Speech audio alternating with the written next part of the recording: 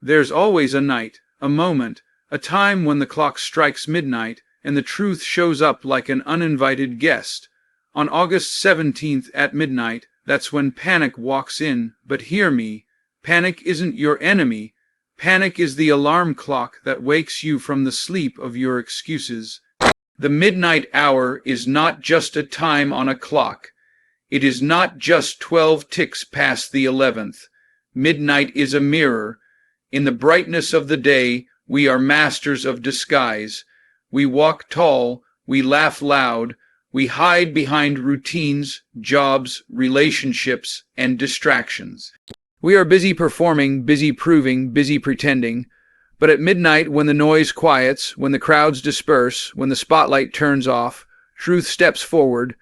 Midnight strips away the applause, the compliments, and the masks, and it whispers, "Now who are you really?" That is why midnight matters. It is not about darkness. It is about honesty. In the daylight, you can run. You can cover up your fear with activity, your doubt with smiles, your regret with excuses. But at midnight, there's nowhere to hide. Midnight exposes what daylight hides because there are no distractions left to shield you. That's when you feel the tightness in your chest, when you hear the silence echo louder than a crowd, when you realize the battle isn't out there, it's in here. Panic creeps in because you are confronted with yourself, with the unfinished dreams, the unspoken pain, the promises you broke to yourself. Midnight is when the truth comes knocking, and you can't pretend not to be home. You see, panic doesn't come from nothing.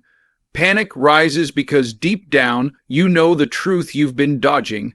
Midnight has a way of magnifying what you ignored in the sunlight, that bill you pushed aside, that goal you delayed, that relationship you neglected, that health you took for granted. In daylight, you can pretend tomorrow will take care of itself. But midnight laughs at tomorrow. Midnight says, you had all day and you wasted it. Now you face me. That's why midnight makes men restless, why it turns strong voices into whispers, why it fills a room with invisible weight. Because midnight is not gentle, midnight is raw, midnight doesn't lie. But here's the twist. The midnight hour is not out to destroy you. It's out to reveal you. Panic is not proof of weakness. Panic is proof that something inside is alive, unsettled, unwilling to stay in the dark any longer. That nervous energy at midnight is the part of you saying, we can't keep living like this. It's a breaking point, but it's also a beginning. Midnight pulls back the curtain not to shame you, but to prepare you, to tell you that the performance is over and the real work must begin. Think about it. Every transformation, every breakthrough, every rebirth begins in the dark. Seeds don't sprout in daylight. They push through soil buried deep, hidden from sight. Babies don't come into this world in broad daylight. They grow in the hidden darkness of the womb. Midnight is not your enemy. Midnight is the soil of your transformation. The panic you feel is the cracking of the shell, the rumble of a life ready to be born. Midnight doesn't expose you to destroy you. Midnight exposes you so you can finally become who you were meant to be. So when the midnight hour comes, when your chest is heavy, when your thoughts are racing, when panic has you pacing the floor, understand what's happening. The daylight let you hide, but midnight refuses to play that game. Midnight wants honesty. Midnight wants truth. Midnight wants you unmasked. That's why it feels uncomfortable. That's why it feels like panic. Because for the first time all day, you are face with yourself. And that, my friends, is the beginning of real power. Panic is one of the most misunderstood experiences in the human heart.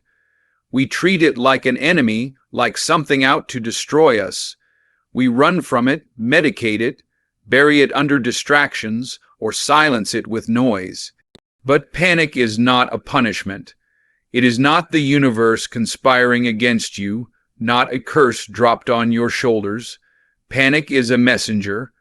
Panic is the fire alarm going off in the building of your life. It does not mean the building is doomed. It means something inside is demanding your attention. If you hear the alarm and do nothing, the fire spreads. But if you hear it and respond, you can save what matters most.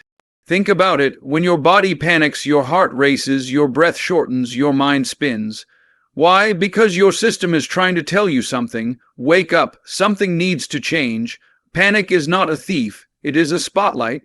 It shines on the cracks in your foundation, on the places you've ignored, on the problems you thought you could outrun.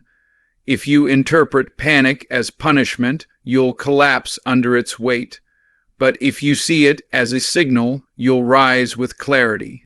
It's not here to crush you. It's here to call you higher.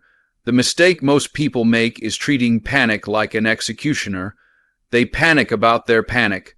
They spiral down because they think it's proof of weakness, proof of failure. But the truth is, panic is a compass. It's trying to point you back to the place where you've been drifting. You've been going through the motions, ignoring the whispers in the daylight, and now panic comes to shout what you refuse to hear. It's not punishment. It's urgency.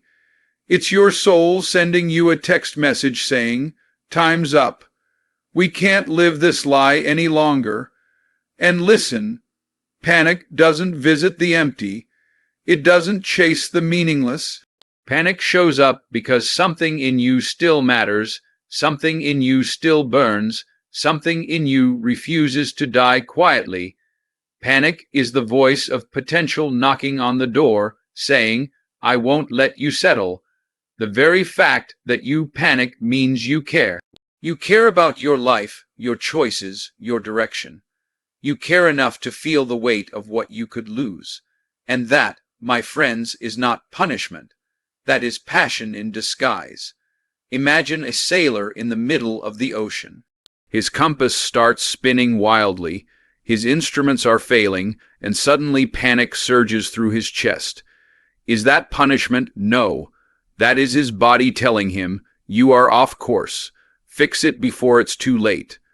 Without panic, he would drift into destruction unaware. With panic, he gets the signal to fight for survival. That is what panic is doing for you. It's not throwing you into the storm, it's alerting you that you're already in one. Panic is not punishment. Panic is mercy wearing a sharp edge. So, the next time you feel panic rising, don't curse it. Don't drown it in denial. Listen. Ask yourself, what is this trying to tell me? What have I ignored for too long? What is the signal? Because panic is not your executioner. It is your wake-up call. And the very moment you stop seeing it as punishment is the moment you start using it as power. Too often we chain our lives to calendars. We wait for birthdays, anniversaries, New Year's, deadlines. We say, when the time is right, I'll move. But the truth is, the time doesn't wait for us. Time doesn't need our permission. And when August 17th shows up on the calendar, it's not just another square on the page. No, August 17th represents that personal moment when the walls close in, when reality can no longer be denied. It's not about the date. It's about the moment that demands you wake up. For one man, it might be the midnight of August 17th. For another, it might be a Tuesday in March or a Friday in November. The date itself doesn't matter. The wake-up call does. You see, life has a way of circling a day on your behalf. You don't always know when it's coming. You don't get to choose when the alarm goes off, but sooner or later the alarm rings. It might be the day you lose something you thought you'd never lose. It might be the day your reflection in the mirror no longer matches the story you've been telling yourself. It might be the day the mask slips, and suddenly you can't keep lying about where you are. That is your August 17th. It's not a punishment, it's a summons. Life is saying, show up, face the truth, decide who you're going to be, and make no mistake, your August 17th doesn't come quietly. It doesn't whisper, it shakes the room, it rattles your chest, it turns comfort into chaos. That's why panic often shows up at midnight on days like these, because the wake-up call doesn't come when you're ready, it comes when you've delayed too long. And that's the moment that defines you. Do you roll over and hit the snooze button on your own destiny, or do you answer the call, no matter how loud, no matter how uncomfortable, no matter how late it feels? August 17th isn't here to break you. It's here to wake you. Think about the people who never answered their August 17th. They kept sleeping through the alarms. They kept saying, tomorrow. They pushed their dreams into the next week, the next year, the next lifetime. And what happened? They woke up one day with nothing left but regret. Their wake-up call came and went, but they didn't pick up. And regret is the bill that life charges for unanswered calls. You can't escape it. You can't negotiate with it. The only way to silence regret is to answer the call when it comes. But here's the power. If you recognize your August 17th, if you stop treating it like just another date and start seeing it as a holy interruption, everything changes. The panic in your chest turns into purpose in your steps. The fear in your mind transforms into fire in your spirit. The wake-up call doesn't come to rue in you. It comes to remind you of who you are, of what you carry, of the life you said you wanted but stopped fighting for. The day is not a curse, it's a chance, a divine reset button, a chance to rewrite your story before it's too late. So don't fear your August 17th. Don't curse it, don't run from it, don't hide under the covers of distraction. Embrace it, because when that wake-up call rings, whether at midnight, whether on the 17th or any other day, that is your moment to stand up, to look life in the eye, and to say, I'm here now, no more delay, no more excuses, no more pretending. Because August 17th was never about the calendar, it was always about you. Pressure is the great revealer. It doesn't create who you are. It uncovers who you've been all along. In the calm of daylight, it's easy to look confident, easy to play strong, easy to wear the mask of control. But when pressure hits, when the walls tighten, when the air thins, when panic floods your chest, that's when the real version of you steps out. You can't fake integrity under pressure. You can't fake discipline. You can't fake courage. You can't fake faith. Pressure squeezes you, and whatever is inside spills out. If weakness is inside, weakness flows. If strength is inside, strength flows. Pressure tells the truth. You see, diamonds don't become diamonds in comfort. Steel doesn't become steel without fire. Greatness doesn't emerge in leisure. It is forged in struggle. That's why pressure matters, because it's in the crushing weight, in the midnight panic, in the heat of the storm, that your true character is tested. And don't get it twisted. Pressure doesn't show up to ruin you. Pressure shows up to reveal if you are ready for the next level. If the foundation of a building is weak, pressure will expose the cracks before the storm collapses it. In the same way, pressure exposes what in your life needs to be fixed before it's too late. Some people hate pressure. They run from it, avoid it, deny it. But understand this, without pressure, there is no growth. A seed will never break the ground if it doesn't feel the pressure of the soil above it. A muscle will never grow stronger if it isn't pressured by resistance. Even your lungs expand only because of the pressure difference in the air around you. Pressure is not your enemy. It's the proof that you are alive, moving, and capable of more. The very presence of pressure in your life means that something worth protecting, something worth growing, Something worth fighting for is inside you. And here's the truth. Pressure doesn't just reveal character, it separates people. It separates the pretenders from the prepared. It separates those who say they want it from those who will fight for it. Pressure is the line drawn in the sand where excuses die. You can talk about discipline all you want, but pressure will reveal if you've built discipline or just wished for it. You can talk about faith all day, but when pressure comes, we will see if your faith is rooted or fragile. You can talk about vision, about dreams, about legacy, but when midnight panic arrives and the room feels heavy, we will see if your vision is strong enough to guide you through the dark. Pressure is not polite. It is not gentle. It will not ask for permission. It will come crashing in when you least expect it, and in that moment, you will not have time to prepare. You will only have time to reveal. What's in you will show up, whether you like it or not. That's why you must build in the light what you want to see in the dark. That's why you train when nobody is watching.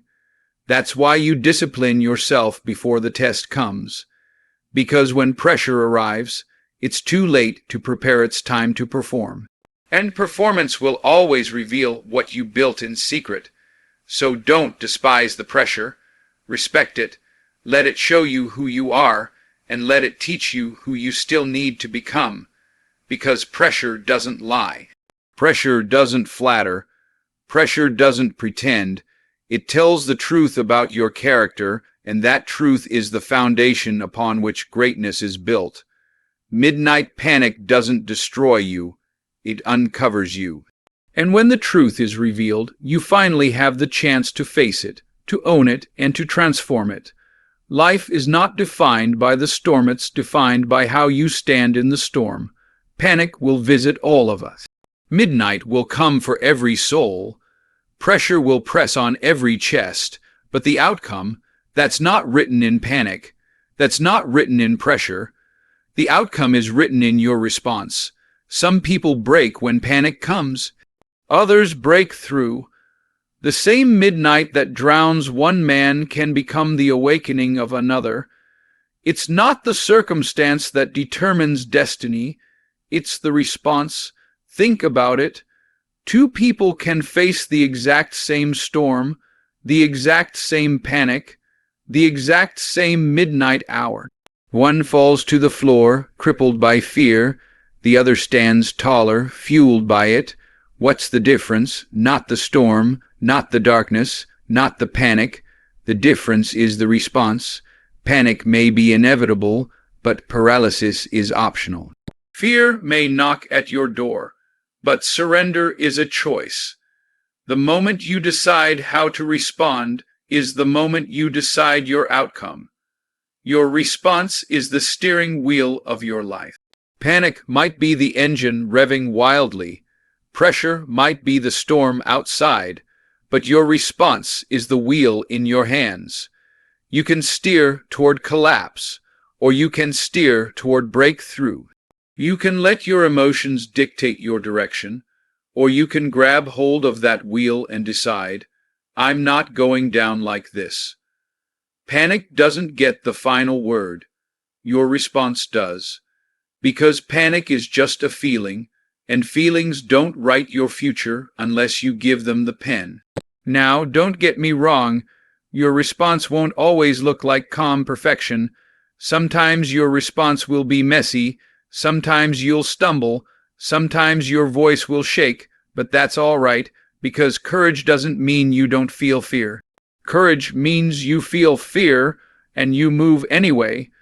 Your response doesn't have to be flawless. It just has to be faithful. Every time you choose to rise instead of fold, every time you choose to fight instead of flee, every time you choose to respond with action instead of reaction, you are rewriting your story. And here's the truth. Your response doesn't just affect you. It affects everyone watching you, everyone connected to you. When you respond with strength in the midnight hour, you give others permission to do the same. When you choose to rise in the face of panic, you light a torch in the dark that others can follow. Your response becomes a ripple, a legacy, a testimony. Panic may start the fire, but your response decides if it burns you down or lights the path forward. So, the next time panic knocks, the next time midnight shakes your bones, the next time pressure crushes in, remember this: you hold the power of response. You may not control the storm, but you control the sail. You may not control the panic, but you control your next move. And it is in that move, that choice, that response, where your destiny is decided. Midnight doesn't define you. Panic doesn't define you. Pressure doesn't define you. Your response defines you. Panic doesn't have to be the end of you. It can be the beginning. That pounding chest, that racing mind, that breathless moment at midnight. It isn't only fear. It's energy. It's raw fuel. And like all energy, it can be wasted, or it can be transformed. You see, panic is power in disguise. Left unchecked, it paralyzes. But when harnessed, it mobilizes. Panic can freeze your feet to the ground, or it can push you to run faster than you ever thought possible. The difference lies in what you do with it. Every athlete knows it. Every performer knows it. Before the race, before the speech, before the fight, that surge of adrenaline kicks in. It feels like panic, but it's actually preparation.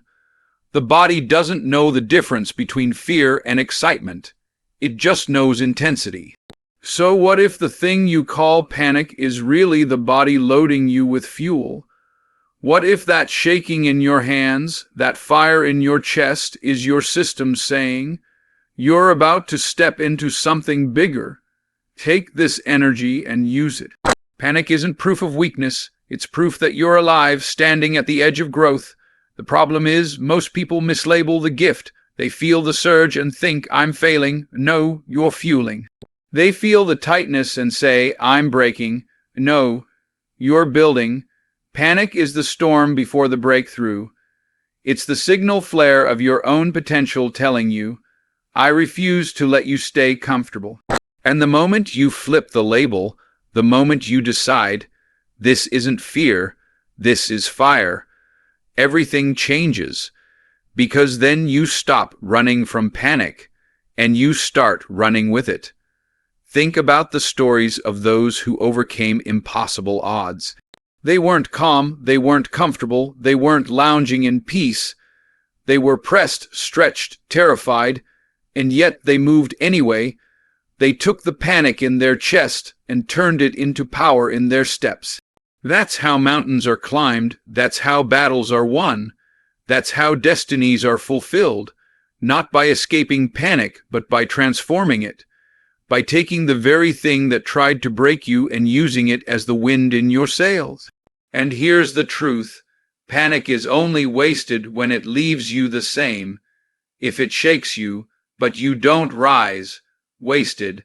If it rattles you, but you don't change, wasted.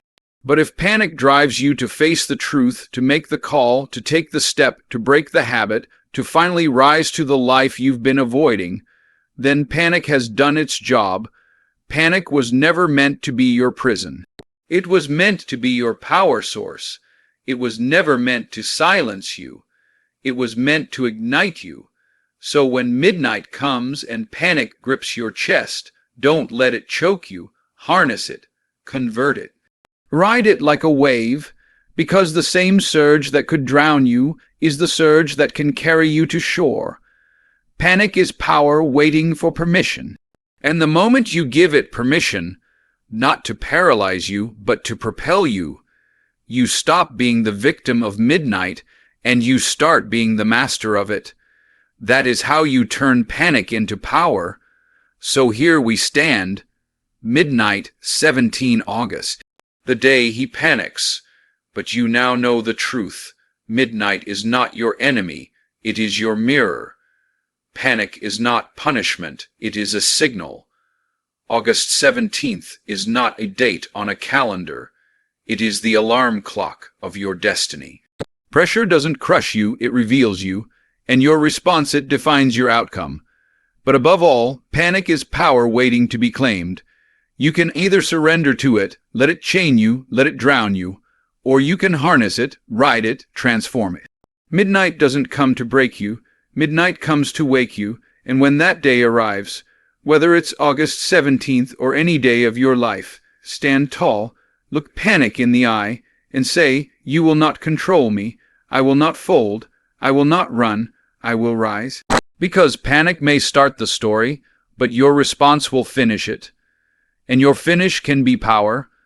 Your finish can be freedom. Your finish can be greatness.